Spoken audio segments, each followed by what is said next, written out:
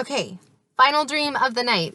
This one happened this morning, right before my rebuke dream, if you haven't gone to watch that video yet, but that's a fun one. I'm gonna find my phone.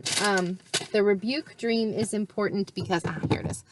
The rebuke dream is important, but this one is about a scene, I believe, that takes place prior to rapture. Couldn't say for 100% sure, but I certainly felt like this was a plausible scene to see prior to the rapture. And it was in New York City. So I'm in New York City. I'm on a field trip. In this dream, I'm kind of like a high school student. And in fact, the person leading the trip is actually one of my old high school teachers, music teacher. And the song was Fly Me to the Moon. I get songs in the middle of the morning too, but Fly Me to the Moon. So we are walking the streets of New York, and I remember seeing like the destruction and the defacement of storefronts. I remember seeing things written on and just being surprised at the broken windows and the broken shops, and there's just the destruction, like the chaos that had happened in wherever we were in New York walking down the streets. And somebody had made the comment that if the rioting and the looting had hit, and then they named a part of the city, like wherever this part was, it was not a typical place to experience upheaval, right? Like an uproar. If this rioting and looting had hit such and such place, then New York was a lost cause. They were detaining people and looking for a reason to detain our SUV and all the kids. So I was in an SUV with the other younger kids. And as we were walking back to our SUV from like wandering around in the streets, a cop wearing not a dark navy blue suit, but it was a lighter blue. It wasn't dark, but it was like a blue. Found me. He looked at me, and I don't know if he just didn't like the way I looked or he was wondering what I was doing, but he began to pursue me as if he was going to lock me up. And then I saw the fear on the faces of the people that I was with. And so not wanting the cop to also overtake them and to frighten them, I went ahead and ran so that he would have me to pursue instead of them. And I hid I didn't have much time, but I went and I hid in this side room inside a building, and it was like a children's school room. I find this a lot, that I'm hiding behind desks and hiding underneath plastic chairs. There's something about schools, like elementary schools. I'm having a lot of that. Anyway, I'm hiding behind this children's sized desk, knowing that he was going to find me if he walked into the room and looked for any more than 2 seconds. And he did. He walked in, he looked around, he found me, he hoists me up, and he brings me into this line of other people. There's tons of people in this room, but what I remember was they were all young, like me in this dream. In the dream, I was high school aged, probably. There's a young boy and a young girl in front of me directly, and I asked the boy first, I was like, what have you done wrong? And he gives me an answer. He said, I don't really know. I did such and such, and they picked me up from VBS, like Vacation Bible School, y'all. And I'm like, VBS? Like, why? Why are you here?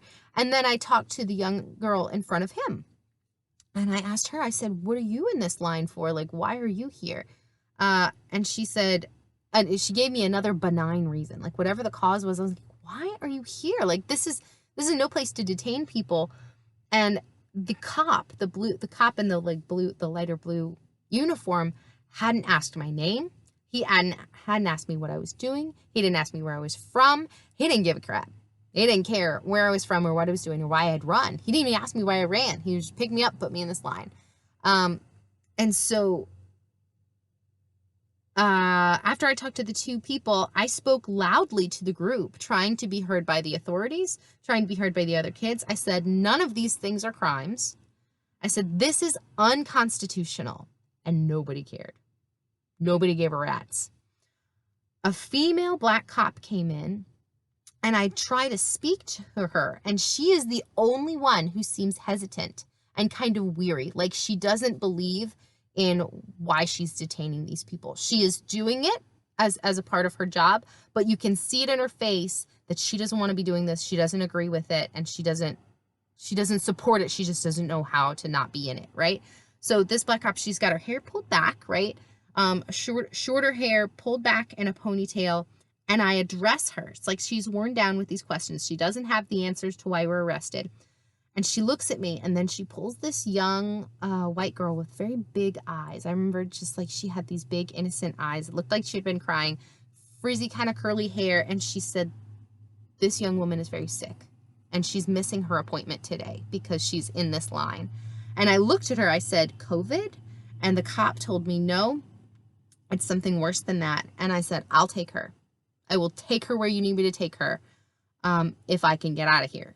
And so the cop turned her back on us so that we could get out. So I take this girl out, and I'm walking her down the sidewalk, and I'm asking her, where is it that you need to be?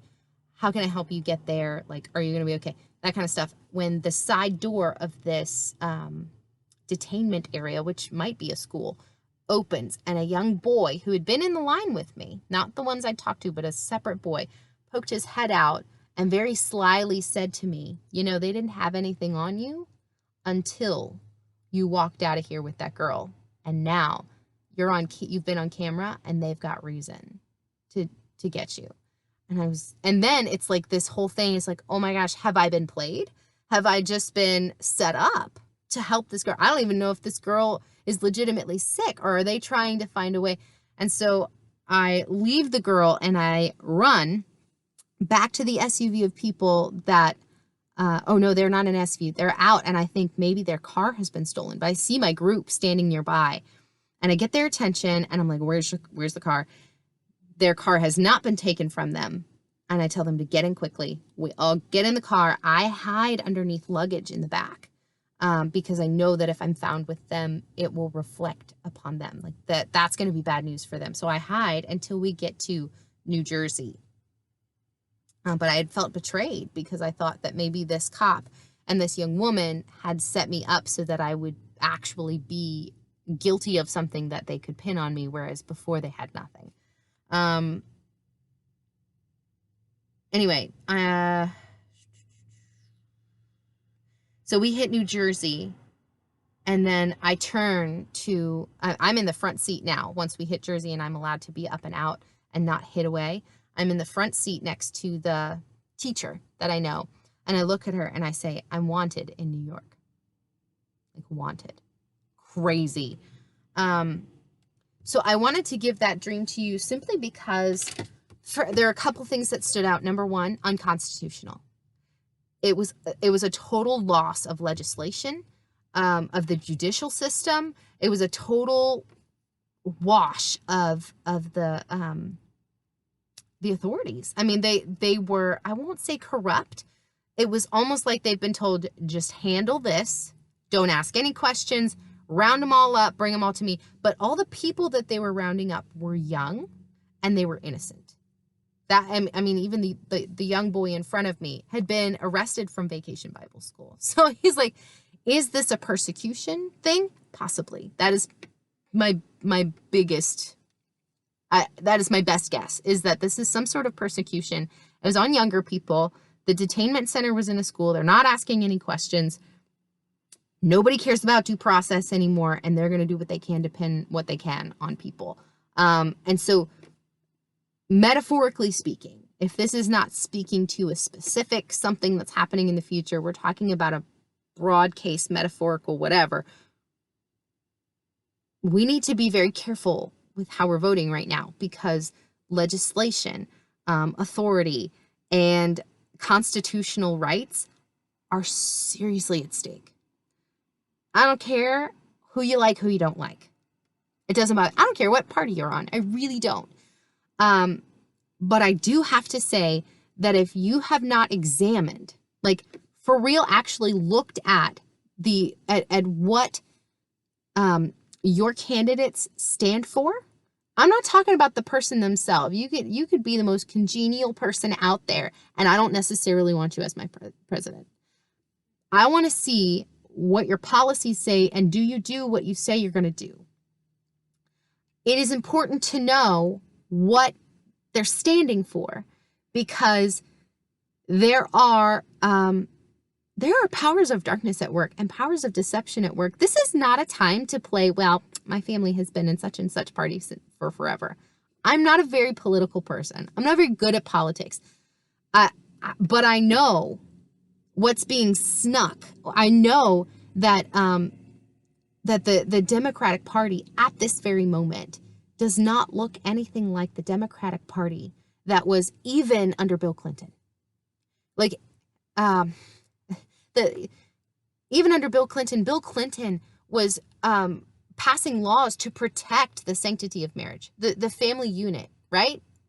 And he was a Democrat. So he passed a law that was repealed in 2017 by the Democratic Party.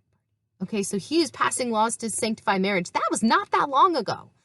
And now we are repealing those things, protecting the sanctity of marriage. Just take a look. If you're one of those people, and this is going to make people mad, that's fine.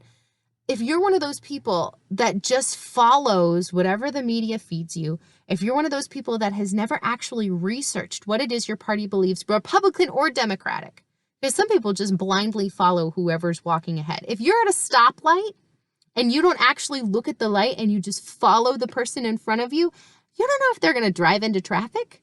Are you going to trust them more than you're going to trust looking at the light yourself? Do your research. Look at the light. Don't listen to the media. Please don't listen to the media.